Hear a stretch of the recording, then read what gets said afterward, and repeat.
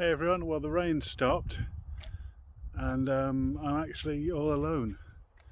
No other tourists around at the moment. So I'm standing here. This is called Calanais III. I'm going to flip the camera in a minute so you can see the whole thing properly. Calanais III, which is the third of three collections of stones along the by Calanais, obviously. I don't know why I felt the need to explain what that might mean. If there's any sort of other option it could have been, but there we go. So I'm standing in the middle there, and I'll just flip the camera around and you can see these are the stones I'm in. And then if you look in the distance there, let's see, can I zoom this? I think I can zoom this. Up there on that ridge, where are we there? That along there is Calanais I, the main Calanais stone circle. So I'm going to zoom back quickly from there. And then along there, you can just see there's only about 4 or 5 stones there. That's Calanais II. And then here we are in the middle of Calanais III, so I'll give you a bit of a loop. You can hear cars going past on the road occasionally, so it's not completely isolated. There's a lot of rocks around here, some standing, some fallen, some just rocks, but you can see where they got the stones from for doing this. And then yeah, over here that's where houses start, and then you can see down over there, let's raise up a bit, that's the village or settlement of Calanais, and then there's another town, Beskilt, I think it's called, in the distance. And the big red building you might just be able to see there is actually a, for some reason, I looked it up earlier, it's a BASF pharmaceutical plant. I'm not quite sure what they're making there that they have to do it at the edge of the Isle of Lewis, but here we go. But as you can see, it's a bit of a grey day. It was raining this morning. It hasn't actually rained for a little while. It just feels like it's about to at any given moment, but then we're right in the far northwest. You can feel the winds rushing in off the Atlantic, which is over that way. That way is north, so that was west. I just felt a drop of water on my nose there.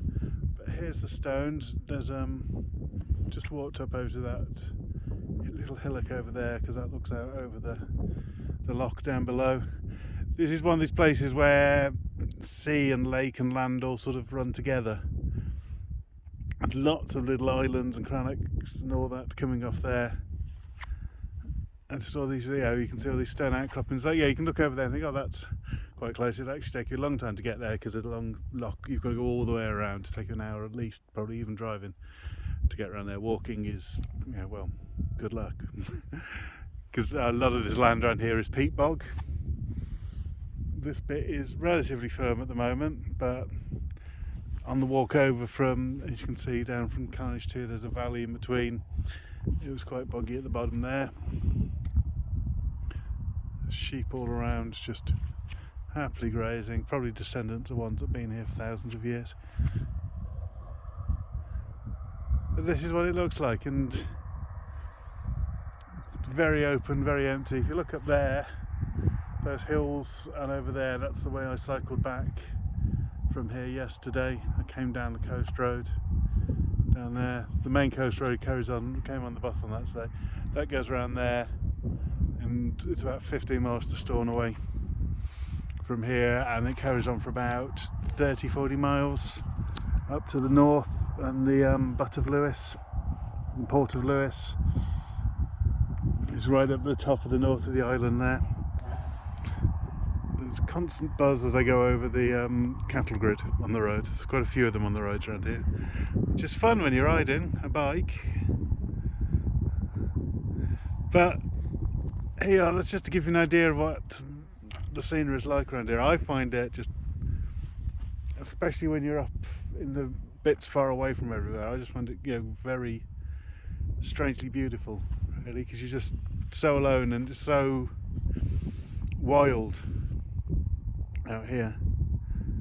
So few people that make it out here to see it, and yet there's still right here on the edge of this. Really is sort of the edge of the world. where we are. So few people living out here, or coming out here, and just see, I'm trying to be poetic and it's failing. But I had 5 minutes alone here. So I don't know if any of you have watched this all the way through, well done. It's just a video of some rocks.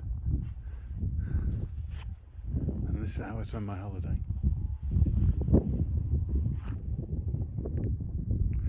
Anyway, I'll point you back at, that's the main Calanais. I may go and video that now. It's more dramatic.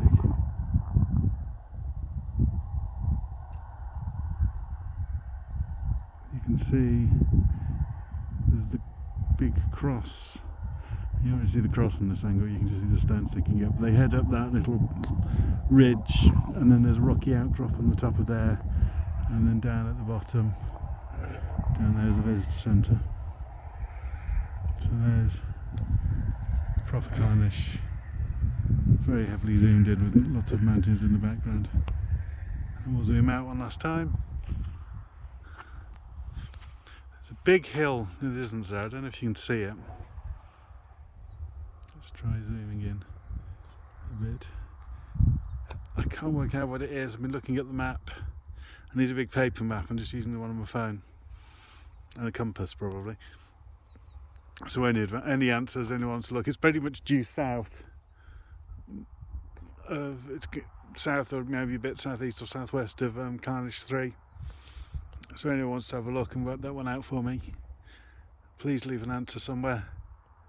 But as for now, it's starting to rain again, so I guess I better sort of head back towards the visitor centre, because we've got a couple of hours till the next bus.